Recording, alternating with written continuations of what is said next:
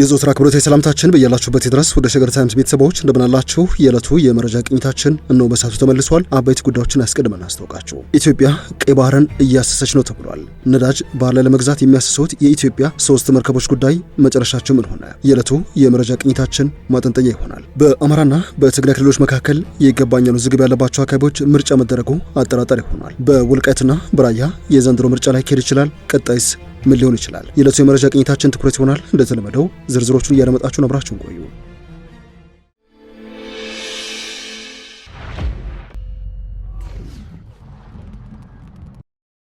ወደ ቀዳሚ ጉዳያችን እናምራ። ኢትዮጵያ ቀይ ባህርን እያሰሰች ነው ተብሏል። ነዳጅ በባህር ላይ ለመግዛት የሚያሰሱት የኢትዮጵያ 3 መርከቦች ጉዳይስ መጨረሻቸው ምን ሆነ? የንግድና ቀጠናዊ ትስስር ሚኒስትሩ ዶክተር ካሳሁን ጎፌ ከትናንት በስቲያ ረቡዕ መጋቢት 3 2018 የሚኒስቴር መስሪያ ቤታቸውን የ8 ወራት አፈጻጸም ሪፖርት ለፓርላማ ባቀረቡበት ወቅት የሆርሙዝ ሰርጥ መዘጋት በኢትዮጵያ የነዳጅ አቅርቦት ላይ ያስከተለውን ተጽዕኖ በተመለከተ ዘለግ ያለ ማብራሪያ ሰጥተው ነበር። በመካከለኛው ምስራቅ ባለው ጦርነት ሳቢያ ኢትዮጵያ በመደበኛ ገዢ ስርዓት ወደ ሀገር ውስጥ ልታስገባው በነበረው 180,000 ሜትሪክ ቶን ነዳጅ የማስተላለፍ ሂደት ላይ መስተጓጎል መግጠሙን ዶክተር ካሳሁን ተናግረው ነበር። ሆኖም ግን ሆርሙዝ ሰርጥ ተዘጋ ብለን አልቆምንም ያሉት ሚኒስትሩ ከተባራሪ ገበያዎች ወይም ስፖት ማርኬት በባህር ላይ ነዳጅ በመግዛት ለሀገር ውስጥ ገበያ እያቀረብን እንገኛለን። 2-3 ጊዜ ያክልም ይህንን አድርገናል ብለው ነበር። የተቸገርነው ነጭ ናፍጣና የአውሮፕላን ነዳጅ ያሉት ሚኒስትሩ ቤንዚን ከሞላ ጎደል እጥረት አለን ያሉት የቤንዚን አቅርቦት ከ80 እስከ 100% የተሸፈነ በመሆኑ እጥረት እንዳልተፈጠረ የተናገሩት የንግድና ቀጠናዊ ትስስር ሚኒስትሩ በነጭ ናፍጣና በአውሮፕላን ነዳጅ ላይ ግን አቅርቦቱ በሚፈለገው ልክ መሆን እንዳልቻለም አስረድተው ነበር። የምንፈልገው አቅርቦት ሊሳካ ባለመቻሉ ነጭ ናፍጣና በአውሮፕላን ነዳጅ ላይ 50% አቅርቦት ለማረጋገጥ ጥረት መደረጉን ዶክተር ካሳሁን ጠቁመው ነበር። በዋናነትም ከኩዌት የሚመጣውና በአዲስ አበባ እጅግ የሚፈለገው ናፍታ የሆርሙዝ ሰርጥ በመዘጋቱ ወደ ኢትዮጵያ የመጣበት እድል እጅግ እየጠበበ መጥቷል። ቤንዚን ግን በቀይ ባህር በኩል ከወደ ሳውዲ አረቢያ ወደ ኢትዮጵያ ስለሚገባ ጦርነቱ እስካሁን ባለው ደረጃ ፈተና የሚሆንበት አይመስልም ተብሏል። ወደ ኢትዮጵያ የሚልኩ ሀገራት አሁን ባለው ጦርነት ምክንያት ምርቱን አንልክም ካሉም ጥቂት ስለመቆየታቸው የንግድና ቀጠናዊ ትስስር ሚኒስትሩ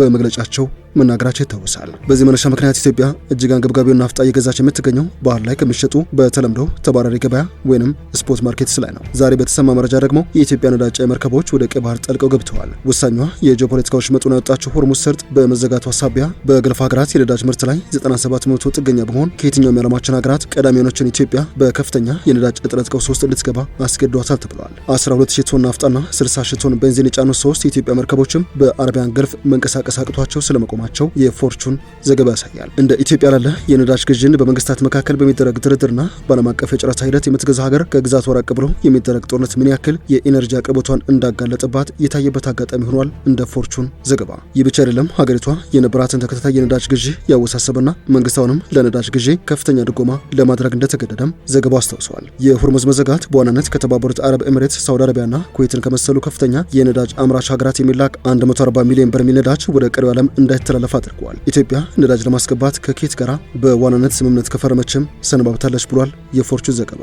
ለአብነት ያክል ኢትዮጵያን ከወሰደን ነዳጅ ለመግዛት ከኩዌት ጋር ሙሉ ስምምነት ከፈረመች ቆይታለች። በዚህ መሰረት ሀገሪቷ ወደ ኢትዮጵያ 60% የሚሆን የነዳጅ አቅርቦት የምትልክ ሲሆን ቀሪው ደግሞ በዓለም አቀፍ ተጫራቾች አማካኝነት የሚሸፈን ነው። በፈረንጆቹ 2026 ታህሳስ ወር የሚጠናቀቀው ይህ የኢትዮጵያና ኩዌት ስምምነት ኩዌት በ$9.25 ብቻ ነበረ ለትራንስፖርት ቀረጥ በአንድ በርሜል ክፍያ ለማስከፈል ተስማምታ ነበረችው። በኢትዮጵያና በኩዌት መካከል ስምምነቱ ሲፈረምም አንድ በርሜል የናፍጣ ዋጋ $85 ብቻ ነበረ። ሆኖም ግን የሆርሙዝ ሰርጥ መዘጋቱን ተከትሎ የኢትዮጵያ መንግስት እጅግ ተፈላጊው ናፍጣ ከቀይ ባህር ላይ በተባራሪ ገበያዎች እየገዛ ይገኛል። የትራንስፖርት ቀረጥ ክፍያው ከ$9.25 የበለጠ እንደሚሆን የሚገመት ሲሆን አሁን ባለው ዓለም አቀፍ ገበያ መሰረት አንድ በርሜል የናፍጣ ዋጋ እስከ $120 እየተሸጠ ነው ተብሏል።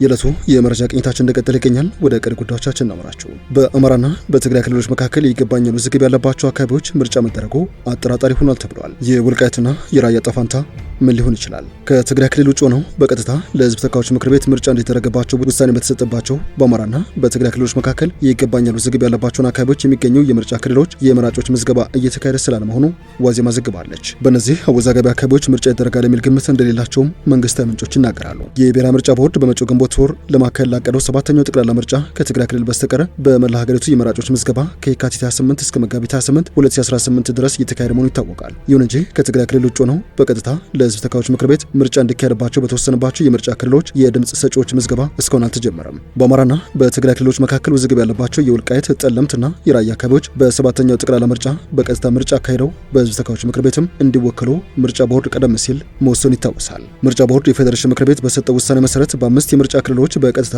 የህዝብ ተወካዮች ምክር ቤት ምርጫ እንደሚያስፈጽምም ገልጾ ነበር። በእነዚህ አካባቢዎች ሁለቱ ክልሎች ያነሱት የይገባኛል ጥያቄ እስኪፈታ ከትግራይ ክልል ውጭ ሆነው የፌዴራል ምክር ቤት ምርጫ እንዲካሄድባቸው የተወሰነላቸው ሁመራ፣ አድረመዝ፣ ኮረም ኦፍላ፣ የጠለምትና የራያ አላማጣ የምርጫ ክልሎች ነበሩ። የምርጫ ቦርድን ውሳኔ የቀድሞው ትግራይ ክልል ጊዜያዊ አስተዳደር ፕሬዝዳንትና የጠቅላይ ሚኒስትሩ አማካሪ ጌታቸው ረዳ የሚመሩት ተቃዋሚ የትግራይ ዲሞክራሲያዊ ፓርቲ ስምረት ለፌዴራሉ ከፍተኛ ፍርድ ቤት አቤቱታ አቅርበው እግድ አስጥሎበት የነበረ ቢሆንም ፓርቲው ምርጫ ቦርድ ለውሳኔ መነሻ ያደረገው የፌዴሬሽን ምክር ቤት ውሳኔ ከጅምሩም ህገ መንግስታዊ አሰራሩን የተከተለ እንዳልነበረ ተረድቻለሁ ብሏል። አቤቱታውን በማንሳትም ፍርድ ቤት በተጠቀሱት የምርጫ ክልሎች ከትግራይ ውጪ ምርጫ እንዳይካሄድ በምርጫ ቦርድ ላይ የጣለውን እገዳ ማንሳቱም ይታወሳል። በዚህ ውስጥ ጉዳይ ላይ ከመጋረጃ ጀርባ የሀገሪቱ ከፍተኛ ባለስልጣናት የተሳተፉበት ተከታታይ ምክክር ሲደረግ እንደነበርና የፌዴሬሽን ምክር ቤትም ሆነ የምርጫ ቦርድ ውሳኔም ችግሩን ያባብሰዋል፣ ለጉዳዩ ፖለቲካ ልባት ይፈለግለት የሚል መስማማት ላይ መደረሱን የመንግስታዊ ምንጮች ይፋ አድርገዋል። በነዚያ አወዛጋቢ አካባቢዎች ምርጫ ይደረጋል የሚል ግምት እንደሌላቸውም መንግስታዊ ምንጮቹ አስታውቀዋል። ሆኖም የእገዳው መነሳት ተከትሎ በአምስቱም የምርጫ ክልሎች የመራጮች ምዝገባ ሳይጀምር መቅረቱን መረዳት የተቻለ ሲሆን በወልቃይትና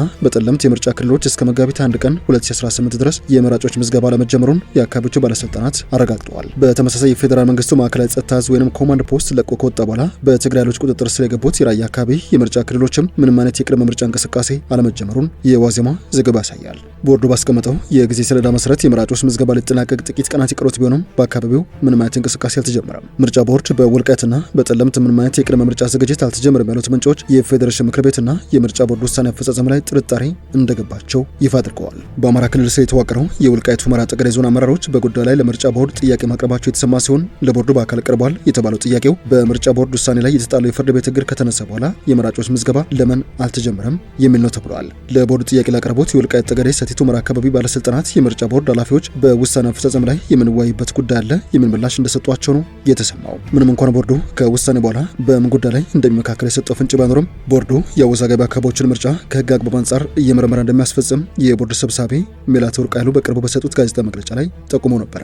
የፌዴሬሽን ምክር ቤት በወልቃይት ጠለምትና በራያ አካባቢዎች በሰባተኛው ጠቅላላ ምርጫ በቀጥታ በህዝብ ተወካዮች ምክር ቤት እንዲወከሉ መወሰኑ ከትግራይ ጊዜያዊ አስተዳደር ከተቃዋሚ ፓርቲዎችና ከክልሉ የተለያዩ ወገኖች በኩል ብርቱ ተቃውሞ እንደገጠማቸው አይዘነጋም። በአንጻሩ በአማራ ኃይሎች በኩል የቦርድ ውሳኔ ድጋፍ ማግኘቱም የሚታወስ ነው። የፌዴሬሽን ምክር ቤት ለምርጫ ቦርድ መመሪያ የሰጠው የአወዛጋቢ አካባቢዎችን የምርጫ ውክልና በተመለከተ ከወልቃይት ጠገዴ፣ ከወሎ ራያ አማራ እንደዚሁም ከጠለምት አማራ ማንነትና ወሰን አስመላሽ ኮሚቴዎች ጥያቄ ከቀረበለት በኋላ ነበር። ለፌዴሬሽን ምክር ቤት የቀረበው ጥያቄ ምንም እንኳን የይገባኛል ጥያቄውን ልባት ያገኘ ቢሆንም የአካባቢው ህዝብ ግን በፌዴራሉ ህግ አውጪ ምክር ቤት ውክልና ማግኘት ይገባዋል የሚል ነበር። የማንነትና የወሰን አስመላሽ ኮሚቴዎች ይህንኑ ጥያቄ ያቀረቡት ለብሔራዊ ምርጫ ቦርድ፣ ለህዝብ ተወካዮች ምክር ቤትና ለጠቅላይ ሚኒስትር ጽህፈት ቤት ጭምር እንደነበረ የዋዜማ ዘገባ ያሳያል።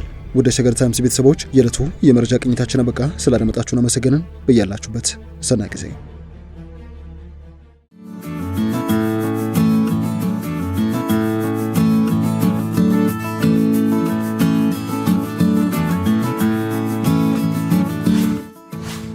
ሸገር ታይምስ ሚዲያን ሰብስክራይብ በማድረግና ደወሉን በመጫን ይከተሉን።